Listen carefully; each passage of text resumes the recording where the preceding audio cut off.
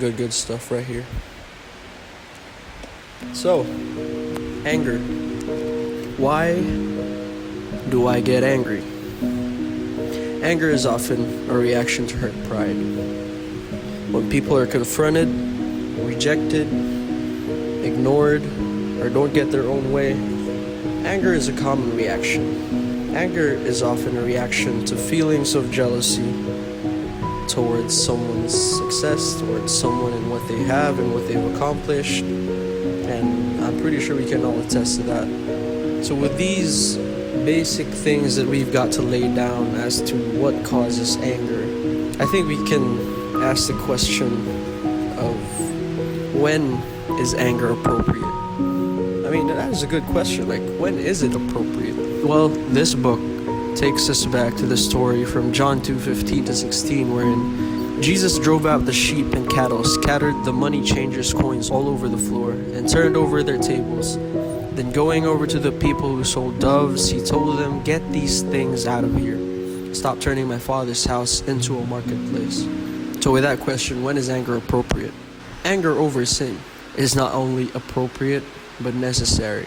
I think to follow up that question, we could ask, when I am angry, what should I avoid? It says in James 3:5, "The tongue is a small thing that makes grand speeches, but a tiny spark can set a great forest fire." That makes a lot of sense. Looking at the generation today with cancel culture, with everything scattering all over the internet, all these hearsays, all these rumors. Before, when I used to have Twitter, I would see people post about canceling other people on Twitter who were completely innocent. But at the time of me seeing the post, I didn't really know if these people were innocent. But a lot of people were hating on them, a lot of people were bashing them. Went to a point where these people got fired from their jobs. These people were robbed of opportunities. These people were taken to court, only to find out months after that these people were innocent. So this verse completely makes sense. So what should we avoid when we're angry? Avoid speaking your mind when you are angry. More often than not, you will regret words and actions that result from your overreacting to a situation or a circumstance. I could attest to this. I used to be reactive towards my emotions, towards how I felt. I was way too honest as to what I was thinking and as to how I feel, and it's ruined relationships for me. And sometimes I think about them, but I think about them as lessons for my life. I look at them as guiding steps whenever I navigate through relationships nowadays. And I would say that if it weren't for those experiences of mine, if it weren't for those failures of mine, I wouldn't have learned how to take care of my relationships better.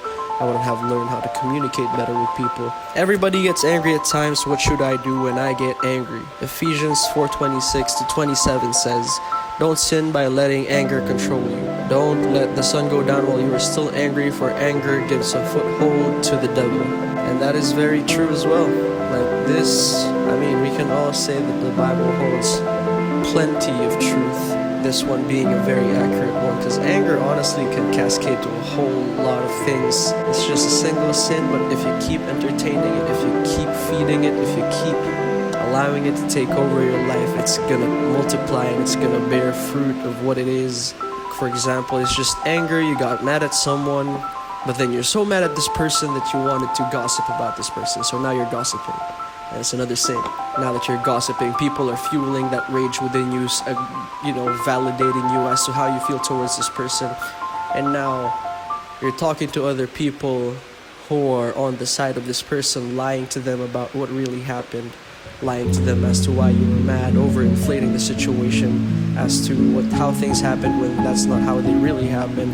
So now you're lying. So first you were angry, and now you're gossiping, and now you're lying.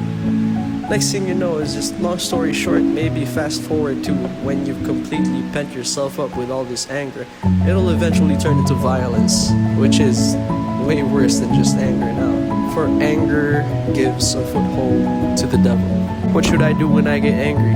Stay under the control of the Holy Spirit through prayer and try to resolve your anger. Staying under the control of the Holy Spirit through prayer doesn't mean just praying with our thoughts, just praying silently. I do believe that this prayer is the kind of prayer that we audibly hear from ourselves, that we clearly hear ourselves speak into this world, into our lives, trying to communicate to the Holy Spirit and with God.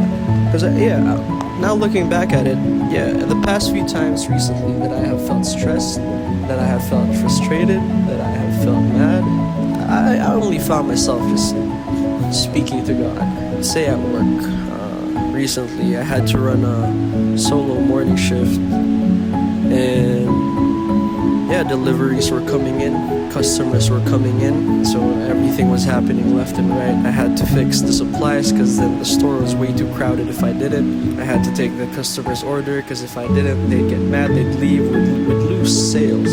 So right at that very moment, I was just praying. I was just like, Lord, there's a lot of people.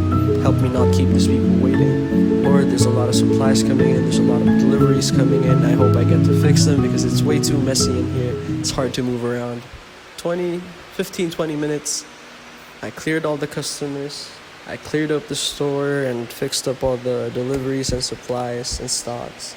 I was just talking to God throughout the entire time because, not gonna lie, I was internally stressed, but outside I was just trying to navigate through it. I was just speaking to God like, Lord, I'm kind of stressed right now, kind of frustrated. Everything's happening all at once, but I gotta do what I gotta do, so do it with me. I know you're doing it with me, so I'll do it with you, acknowledging the fact that He's with me and all I have to do is choose to hold His hand and walk through it with Him.